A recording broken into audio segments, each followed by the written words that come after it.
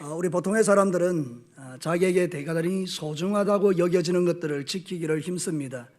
예컨대 우리는 재산을 지키기 위하여 여러 가지로 힘을 쓰지요. 뿐만 아니라 자기 자식에게 무슨 일이 있으면 내 생명을 바쳐서라도 그 자식을 지키려고 애를 쓰는 것입니다. 왜냐하면 그것은 내 인생에 너무나 소중한 것들이기 때문입니다. 근데 성경은 우리에게 진짜 우리가 지켜야 될 것이 무엇인가를 말씀하고 있습니다.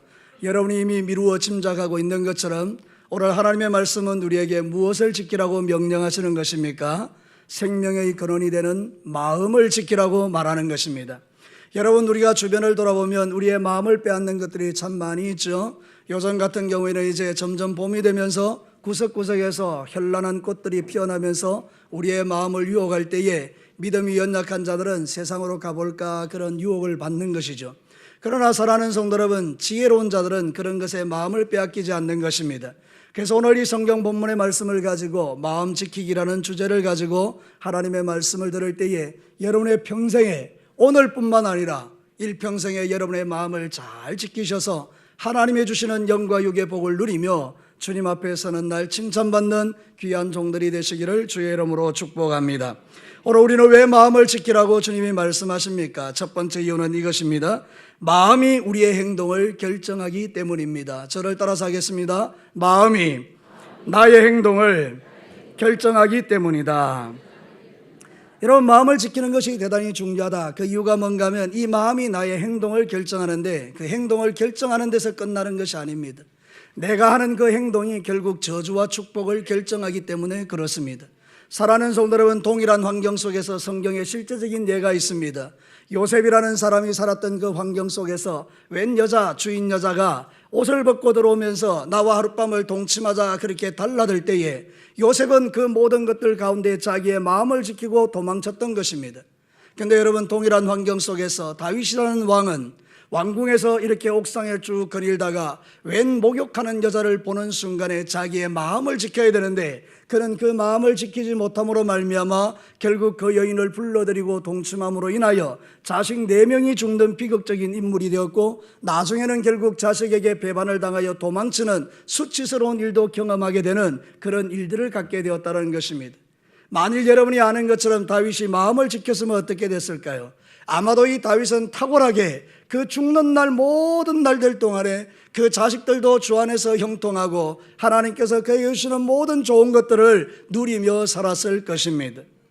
오늘 이 말씀을 우리 삶에 적용해보면 우리도 지나간 날 우리의 인생을 돌아보면 어떤 때는 마음을 지켰고 어떤 때는 지키지 못했을 때가 있는데 여러분, 마음을 지켰을 때는 여러분 안에 놀라운 행복과 기쁨과 즐거움이 여러분의 삶을 충만하게 지배했지만 여러분이 마음을 지키지 못하여 범죄했을 때는 어떻습니까? 여러분의 마음에 왠지 모르는 정죄감과 죄책감과 하나님 앞에 부끄럽고 수치스럽고 그래서 하나님 앞에 하던 충성을 중단하고 나 같은 것이 어떻게 주의 일을 할 수 있겠는가, 그런 원수의 정죄를 받는 지경에 이르지 않았습니까?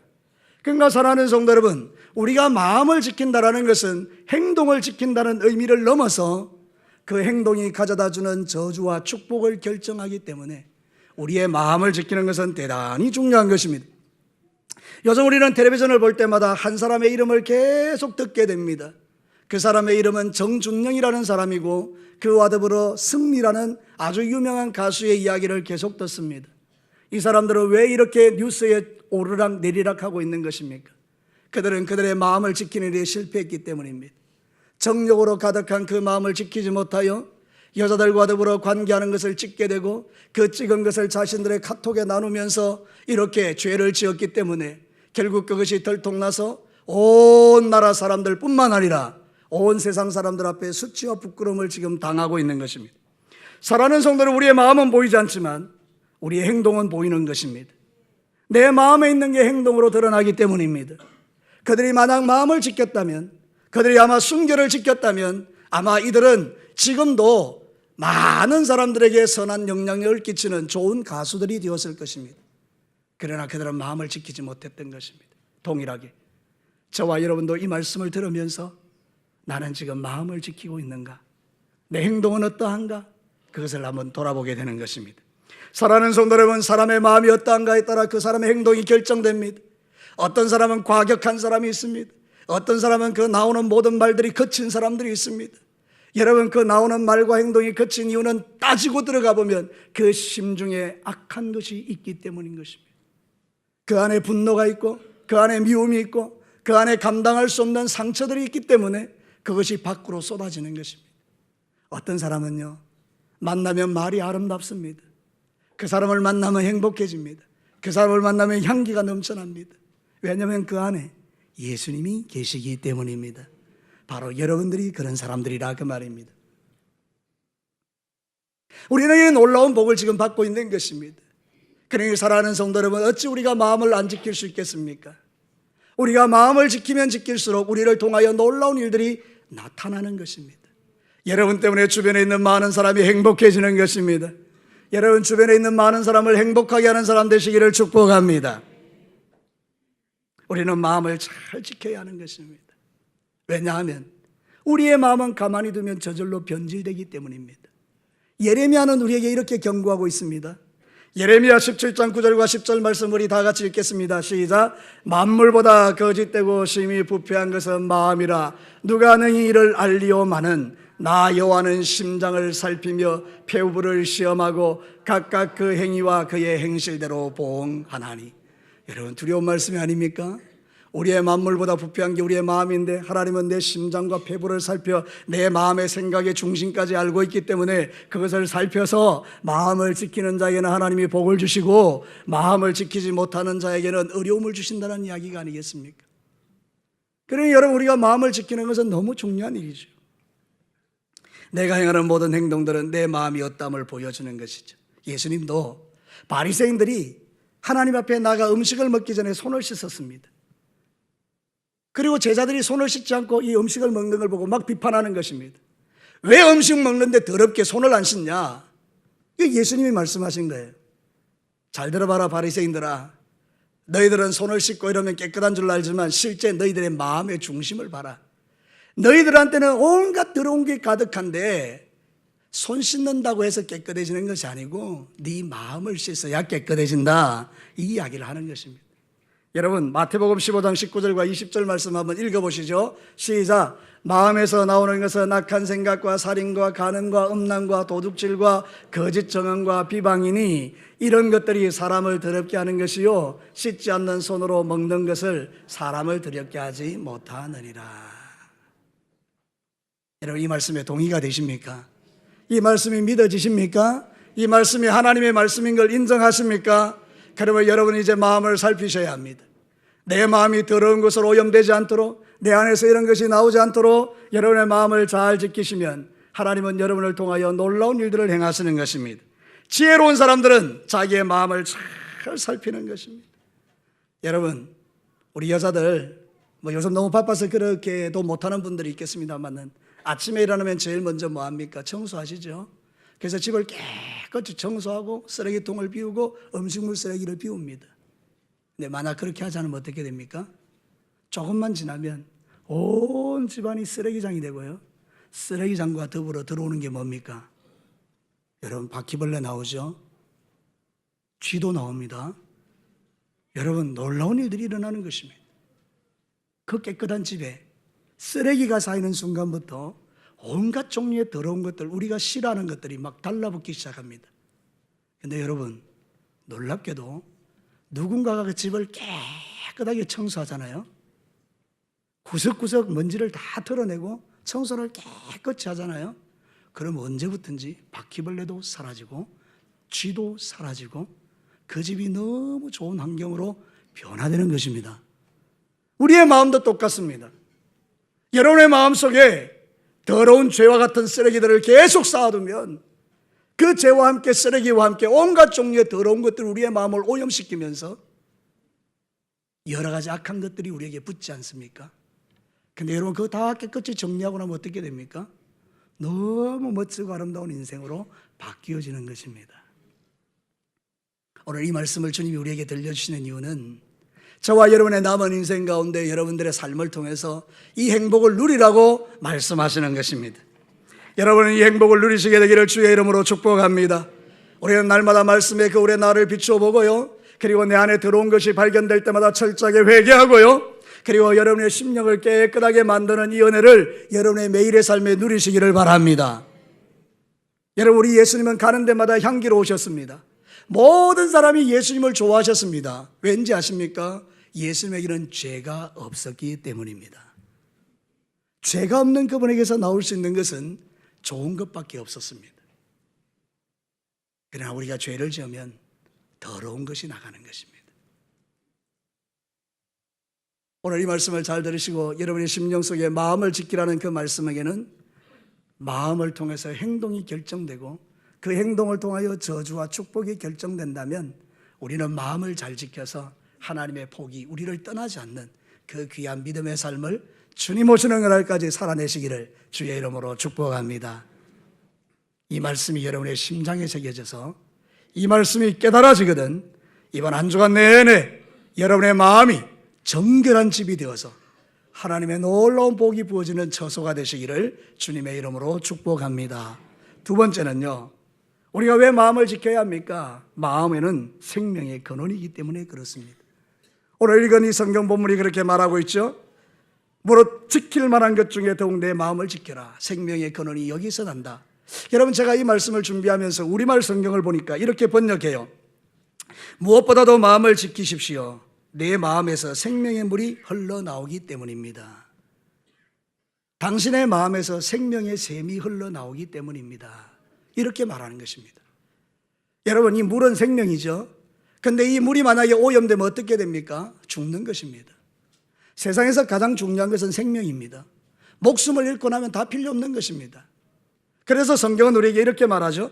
마가복음 8장 36절과 37절에 보면 함께 읽겠습니다. 시작. 사람이 만일 온 천하를 얻고도 자기 목숨을 잃으면 무엇이 유익하리요? 사람이 무엇을 주고 자기 목숨을 바꾸겠느냐? 여러분의 생명은 천하보다 귀한 것입니다. 아멘입니까? 그 귀한 생명을 지키라 이 말입니다. 만약에 여러분이 그 생명을 지키지 못하면 여러분이 죽는다는 것입니다. 여러분 이런 거 아십니까? 전쟁이 나면요, 군인들이 와서 제일 먼저 지키는 게 뭔지 아십니까? 동네에 있는 우물입니다. 저수지입니다. 왜 저수지를 지켜야 하는 것입니까? 그것은 거기에 적들이 와서 독을 풀어놓으면 그 물을 마시는 모든 사람이 다 죽기 때문입니다. 그래서 그 물을 지켜야 하는 것입니다. 마찬가지로 우리의 심령이 생명의 근원이고 우리의 심령이 생명의 물이 솟아나는 샘이라면 원수가 제일 먼저 하는 일이 뭐겠습니까? 여러분의 마음속에 독을 집어넣는 것입니다. 여러분의 마음에 독이 들어오면 여러분의 마음은 이미 오염됐기 때문에 거기서 나오는 모든 물들이 우리를 죽이고 우리의 자식들을 죽이고 우리의 주변에 있는 사람을 죽이는 것입니다. 자, 그러면 여러분 이 말씀 앞에 우리 자신을 돌아봅시다. 여러분의 지금 마음의 샘은 어떻습니까? 원수가 주는 그 독에 오염이 되어서 나오는 말마다 행동마다 독한 것들과 온갖 종류의 악한 것들이 쏟아지지는 않습니까? 그러면 우리는 죽는 것입니다. 그런데 여러분, 자기 마음을 잘 지킨 것입니다. 그래서 내 마음에서 쏟아지는 물들이 아름다운 것입니다. 생명의 물들이 되는 것입니다. 여러분의 마음을 잘 지켜야 되는 이유가 바로 여기에 있는 것입니다. 여러분의 마음에 원수 마귀가 독을 풀어놓지 못하도록 여러분의 마음을 잘 지키는 종들이 되시기를 주의 이름으로 축복합니다. 원수는 지금요, 온 전방위로 동서남북 사방 할 것 없이 모든 매체를 통해서 우리 성도들의 영적인 것을 오염시키고 우리의 다음 세대인 자녀들의 영혼을 오염시키고 있지 않습니까? 여러분, 모든 미디어들, 드라마, 영화, 게임, 스마트폰, 모든 문화들이 지향하는 것 한 가지입니다. 네가 하나님이다. 네 마음대로 살아라. 네 쪼대로 살아라. 네가 하고 싶은 대로 하고 살아라.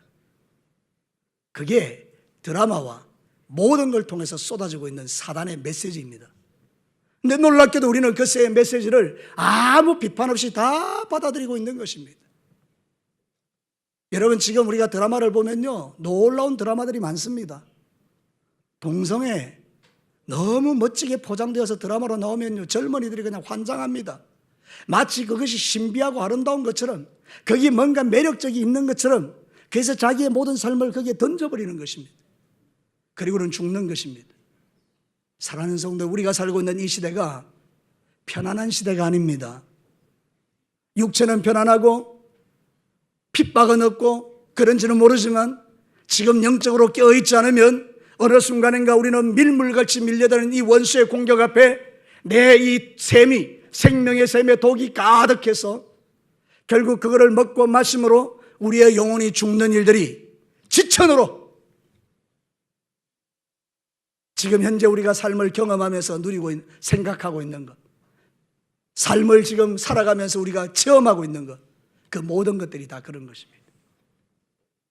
그러므로 사랑하는 성도들 어떻게 살아야 되겠습니까? 마음을 지켜야 되는 것입니다.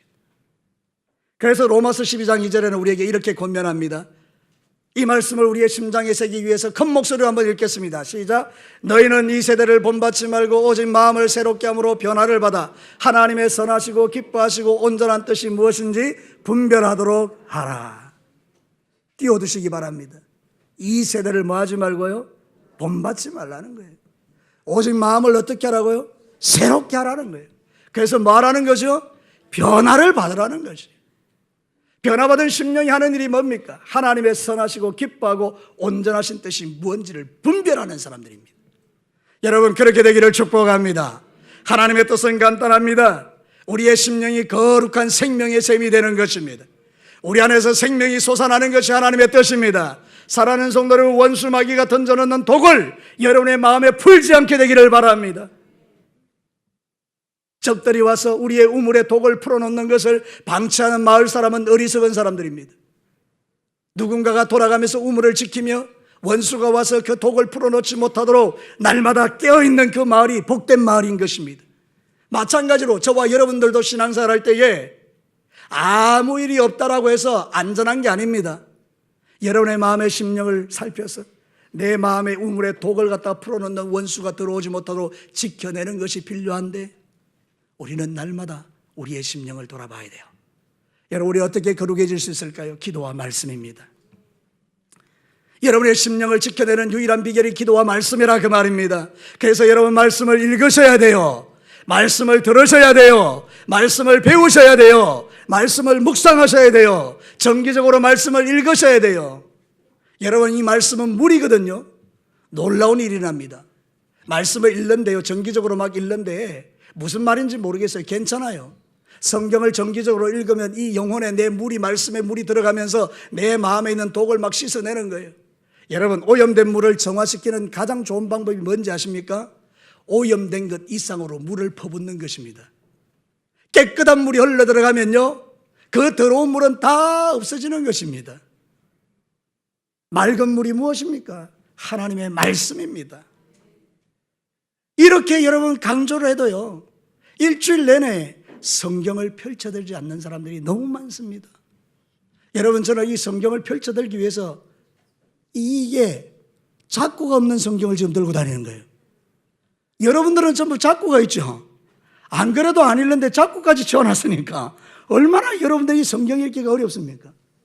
집에 가시거든 작고 다 뜯어내시고 언제든지 펼쳐 읽을 수 있도록 그렇게 여러분 하나님 말씀을 가까이 하시기를 축복합니다. 우리 교회는 말씀이 가르쳐지는 교회입니다. 여러분 10시 15분에 오시면요 김병수 목사님을 통하여 12주간 창세기의 말씀이 쫙 펼쳐집니다. 들으셔야 돼요. 하나라도 들으면 여러분의 마음에 있는 독이 사라진다니까요. 말씀이 들어오면 그 맑은 물이 내 안에 있는 더러운 것을 정화시켜줘요. 말씀은 물입니다. 물로 씻어 거룩하게 한다. 사랑하는 성도 여러분 제발 말씀을 읽으십시오.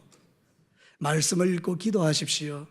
발견된 죄를 붙들고 통곡하십시오.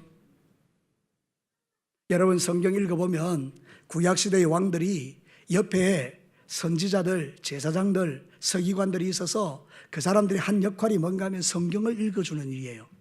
그 성경을 쫙 읽어주면 거기서 발견된 죄가 딱 오면 스탑. 우리 회개합시다. 그리고 왕이 철저하게 회개합니다. 놀라운 일이 일어납니다. 백성들이 회개하기 시작하면서 하나님의 복이 그 땅에 부어집니다. 근데 여러분 이 왕이 교만해서 선지자 필요 없어, 제사장 필요 없어, 서기관 필요 없어, 말씀이 필요 없어. 그딴 게 무슨 소용이야. 지 하고 싶은 대로 하는 거죠. 그러면 여러분 놀라운 일이 납니다. 백성들이 다 타락합니다. 그리고 하나님의 저주가 그 땅에 부어집니다. 여러분이 정말 복 있는 자들이 되기를 원하십니까? 그럼 여러분 말씀을 사모하시기를 바랍니다. 시편 1편은 너무나 중요한 말씀이 아닙니까? 복 있는 사람은 악인의 꾀를 쫓지 아니하고 죄인의 길에 서지 아니하고 오만한 자의 자리에 앉지 아니하며 오직 여호와의 율법을 즐거워하여 그 율법을 주야로 묵상하는 자라다. 알기는 찰떡같이 하는 우리들입니다. 사랑하는 성도 여러분, 여러분의 모든 삶에 하나님의 말씀이 회복되기를 주의 이름으로 축복합니다. 이 안에 있는 독을 제거하는 유일한 비결은요, 하나님의 말씀이에요. 말씀을 읽으면 독이 사라지기 시작합니다.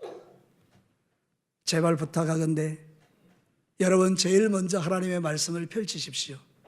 그리고 성경 읽기를 즐거워하십시오. 그러면 여러분의 삶이 변화되는 것을 경험하게 될 것입니다. 제가 이번에 신방하면서 우리 어르신들 집집이 찾아가 보니까요, 다 기계가 한 대씩 있더라고요. 똑같은 기계가 있어요. 뭔 기계인가 보니까 성경 읽어주는 기계예요. 야, 너무 좋더라고요. 창세기 틀어놓으면 창세기 쭉 읽어주고, 출애굽기 틀어놓으면 출애굽기 쫙 읽어주고. 시대가 많이 좋아졌기 때문에 아유, 난 글을 몰라서 성경 못 읽어요, 그런 변명이 통하지 않습니다. 여러분 너무 바빠서 성경 못 읽는다, 그 말도 통하지 않습니다. 여러분의 모든 삶에 하나님의 말씀이 능력이 되어 여러분의 삶 속에 있는 그 독들이 다 빠져나가게 되기를 주의 이름으로 축복합니다. 마지막 세 번째입니다. 왜 마음을 지켜야 되는 것입니까? 마음은 하나님을 볼 수 있는 창문이기 때문입니다. 여러분 미세먼지가 지금 많은데요, 미세먼지가 창문에 끼면 어떻게 됩니까? 밖이 안 보이는 거예요. 그 좋은 경치를 볼 수가 없어요. 근데 그 미세먼지가 가득한 그 창문을 깨끗이 씻으면 밖에 있는 경치가 다 보이잖아요. 우리의 마음에도요, 죄악의 때가 막 들어와요. 그러면 마음이 점점 미세먼지와 같이 온갖 더러운 것도 막 쌓여지면 보이겠습니까, 하나님이?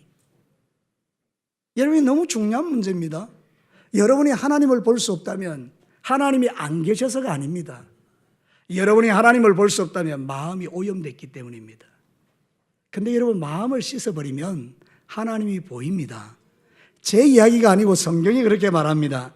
마태복음 5장 8절을 우리 함께 읽겠습니다. 시작. 마음이 청결한 자는 복이 있나니 그들이 하나님을 볼 것이며. 할렐루야.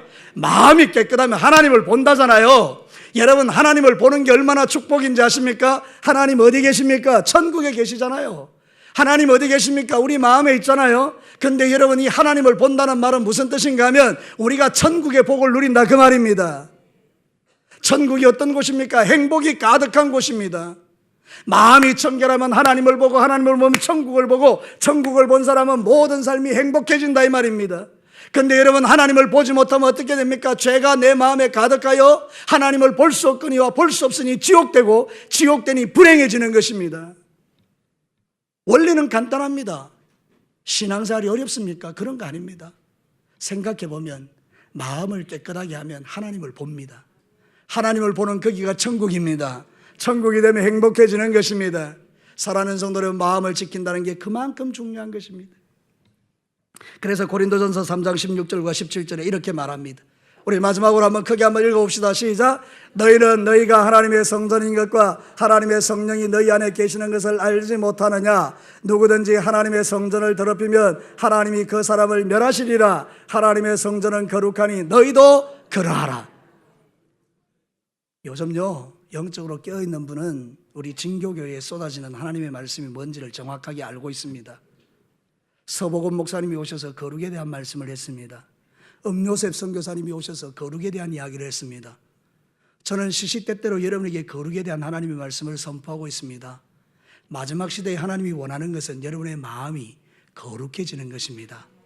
미세먼지를 닦아내야 창문이 밖의 전경이 보이듯이 여러분의 마음에 이것을 닦아내셔야 하나님을 보신다니까요. 하나님을 봐야 천국이 임하는 것이고 천국이 올 때 행복해지는 것입니다. 사랑하는 성도 여러분, 뭘로 여러분이 행복해지려고 노력하십니까? 인간적인 노력으로 행복해지는 것이 아닙니다. 우리의 마음이 깨끗해지면 행복은 저절로 오는 것입니다. 사랑하는 성도 여러분, 오늘 이 말씀이 누군가에게는 부담이 될 수 있습니다. 아하, 내가 더럽구나, 깨끗이 해야 되겠구나. 또 어떤 분에게는 이 말씀이 격려가 될 수 있습니다. 사랑하는 아들아 딸아 잘하고 있다. 네 마음을 날마다 네가 청결하게 하고 있구나. 내 칭찬한다. 잘하고 있다. 사랑하는 성도 여러분, 오늘 이 성경 말씀을 여러분의 심장에 새기신다면 오늘부터 여러분은 마음을 잘 지키는 성도들이 되셔야 합니다. 마음을 방치하지 마십시오. 쓰레기가 들어오는 걸 방치하지 말라고요. 미움과 시기와 질투와 분노와 음란과 정욕과 타락과 술 취함과 방탕과 분쟁과 시기와 당짓는 것과 이 모든 것은 육체로부터 나나니 이런 사람은 하나님 나라에 들어갈 수 없느니라. 오직 성령의 열매는 사랑과 희락과 화평과 오래 참음과 자비와 양성과 충성과 온유와 절제니 이 같은 것을 금지할 법이 없느니라. 여러분은 하나님의 사람들이십니까? 제가 진교교에 처음 오기로 결정했을 때 집사님 한 분이 저한테 전화가 왔습니다. 목사님, 당신은 하나님의 사람이십니까? 저는 지금까지 제게 그렇게 질문해 온 분들을 본 적이 없습니다. 지금도 제 마음속에 그분의 목소리가 기억나요. 목사님, 당신은 하나님의 사람이십니까? 저는 동일하게 여러분들에게 한번 묻고 싶습니다. 여러분들 하나님의 사람들이십니까? 네, 예수 그리스도를 믿는 자는 다 하나님의 사람입니다.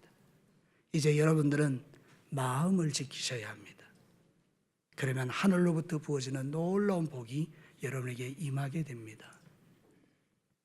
이번 한 주간 내내뿐만 아니라 주님 오시는 그날까지 저와 여러분들이 함께 지켜야 될 이 마음을 굳게 붙들고 여러분 안에서 생명의 물이 솟아나서 여러분의 영혼이 깨끗해지고 그래서 하나님을 바라보고 천국을 만들어내고 여러분의 살아가는 모든 삶의 현장이 행복해지는 이 멋진 인생을 살아내시기를 주님의 이름으로 축복합니다. 기도하겠습니다.